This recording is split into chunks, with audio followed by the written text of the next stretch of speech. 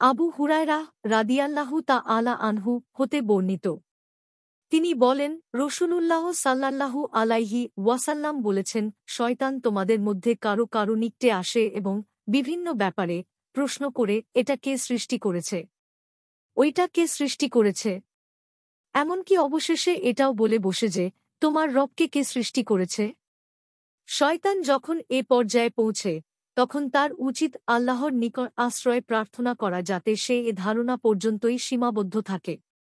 বুখারী ৩২৭৬, মুসলিম ১৩৪, সহিহাহ ১১৭, সহিহ আল জামি ৭৯৯৯, সহিহ আত তারগিব ১৬১৩, মিশকাতুল মাসাবিহ ৬৫। হাদিসটির মান সহিহ।